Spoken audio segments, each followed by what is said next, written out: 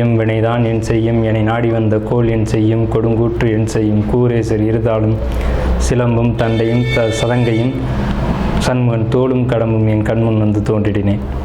நம்ம இந்த வீடியோவில் பார்க்கக்கூடிய தலைப்பு அப்படிங்கிறது ராகுகேது பேச்சு.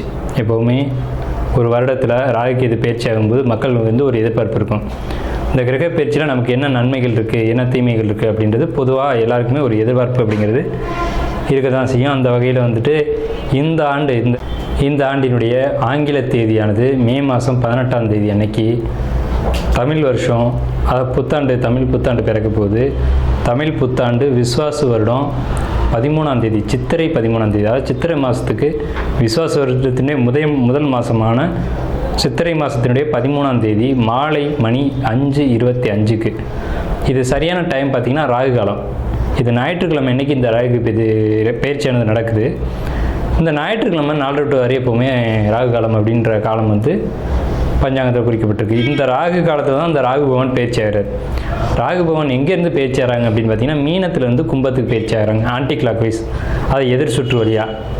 அதே சமயத்தில் கண்ணியில் இருக்கக்கூடிய கேது பகவான் சிம்மத்துக்கு பயிற்சி ஆகிறாங்க.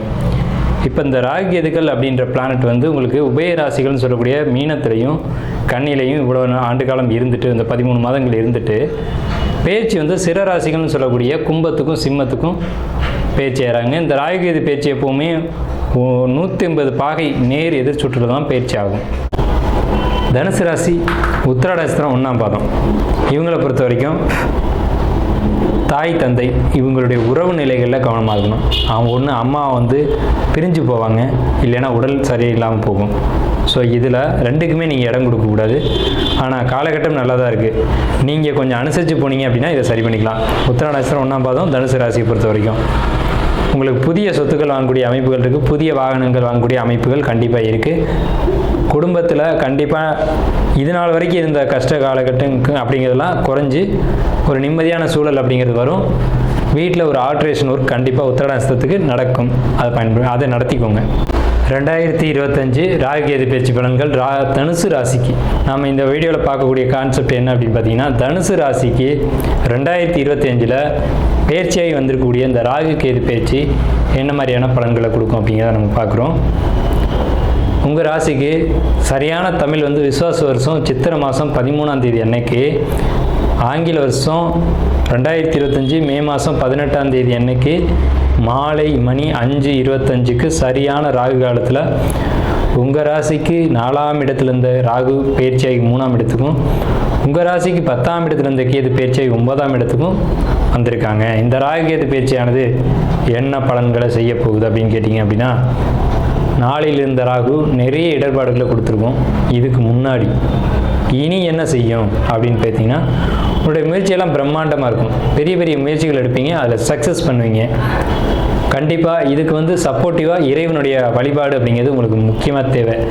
எப்போதுமே பொதுவாக வந்து தனுசு ராசிக்காரங்க இறை வழிபாட்டில் அதிகமாக ஈடுபட மாட்டாங்க. ஆனால் பாரம்பரியத்தை கட்டி காப்பாற்றுவாங்க. எப்போல்லாம் தனுசு ராசி கோயிலுக்குன்னு போகுதோ அப்போல்லாம் பிரம்மாண்ட ஒரு வளர்ச்சியை பார்க்கும்.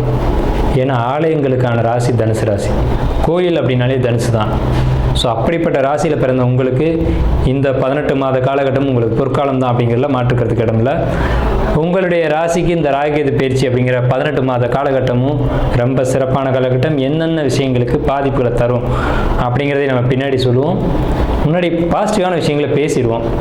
உங்களுக்கு வாழ்க்கை துணை இடத்துல சின்ன சின்ன கருத்து வேறுபாடுகள் ஏற்படாமல் இருக்காது. ஆனால் நீங்கள் இறங்கி போய் அதை சரி பண்ணிடுவீங்க, கவலைப்படாதீங்க. அவங்க உயர்த்தி பேசினா நீங்கள் அமைதியாக போயிடுவீங்க. அதாவது இது எப்படி இருக்குது அப்படின்னா, அவள் அடிக்க நான் வாங்க அவள் அடிக்க அப்படின்ற கதை தான் இது. அப்போ நீ திருப்பி அடிக்கவே இல்லையானா திருப்பி அடிக்கவே மாட்டீங்க. ஏன்னா தனுசு ராசி அப்படிங்கிறது உன்னத ராசி அப்படின்னு பேர். உண்மை, அதாவது மற்றவங்க எப்படி வேணாலும் இருக்கட்டும், நம்மளை சரியாக வச்சுக்கிறோமா அப்படின்றத கரெக்டாக பண்ணுவீங்க. ஏன்னா உங்கள் ராசிக்கு 7 குரு இந்த ராகுகேது பயிற்சி காலகட்டத்தில் அவங்களுடைய கை ஓங்கும், வாழ்க்கைத்தினுடைய கை ஓங்கும். ஆனால் நீங்கள் அமைதியாக இருந்து அந்த பிரச்சனையை சரி செய்வீங்க. அப்படிப்பட்ட ஒரு சத்குணம் நிறைந்த உங்களுக்கு இந்த 18 மாதமும் சிறப்பாக இருக்குது, டவுட் இல்லை. என்ன வகையிலெல்லாம் யோகம், தந்தை வழியில் சின்ன சின்ன இடர்பாடுகளை கொடுக்கும். அதே நேரத்தில் தாய் வழியில் இது நாள் வரைக்கும் இருந்த கஷ்டங்கள் சரியாகும். அம்மாவுக்கும் உங்களுக்கு பிரச்சனை, அம்மாவுக்கும் உங்களுக்கு கருத்து வேறுபாடு, நீங்களும் அவங்களுக்கு பேசிக்கவே இல்லை அப்படின்னா இனிமேல் இந்த உறவில் இந்த விரிசல் சரியாகும். சரிங்களா? இது ஒரு பக்கம். இனி என்ன நடக்கும் அப்படின்னு பார்த்தீங்கன்னா, தந்தை வழியில் ஏதேனும் இடர்பாடுகள், தந்தை வழி சொத்துல டாக்குமெண்ட்டில் ஏதாவது சின்ன சின்ன கரெக்ஷன் பண்ண வேண்டிய ஒரு சூழ்நிலை, அல்லது அப்பாவுக்கும் பையனுக்கு பேச்சுவார்த்தை நடக்காத ஒரு சூழ்நிலை, இதெல்லாம் இருக்கும். ஆனால் குடும்பத்துக்குள்ளே ஒற்றுமை அப்படிங்கிற ஒரு அமைப்பு இந்த ராகு கேது பேச்சில் கண்டிப்பாக கிடைக்கும். ஏன்னா இப்போ 10ஆம் இடத்து இந்த கேது தொழிலில் நெருக்கடியை கொடுத்துட்டு இருந்தாங்க, இப்போ 9ஆம் இடத்துக்கு பேச்சு ஆயிடுச்சு. அப்போ தொழில் நெருக்கடி அப்படிங்கிறது நிவர்த்தி ஆகியாச்சு. அப்போ தொழிலில் நிம்மதி கிடச்சிட்டாலே குடும்பத்துக்குள்ள ஆட்டோமேட்டிக்காக நிம்மதி வந்துடும்ல. ஆஃபீஸில் வேலை செய்கிறோம், வீட்டுக்கு போகும்போது டென்ஷனோட போனால் தான் பிரச்சனை.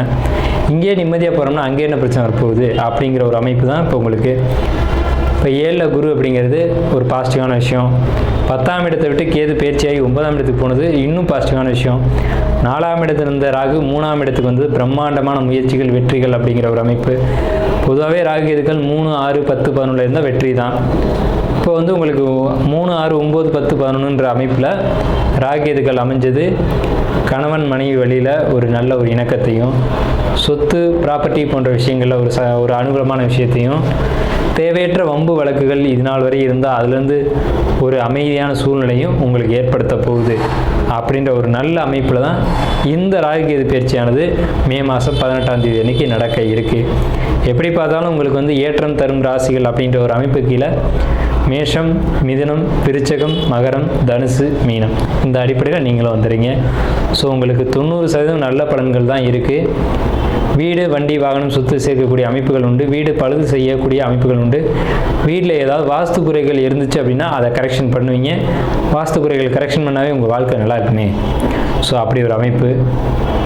இந்த வகையில் பார்க்கும்போது தனுசு ராசிக்கு 3/4 பங்கு 90% மேலே நல்ல பலன்கள் தான் இருக்குது. வாழ்த்துக்கள்.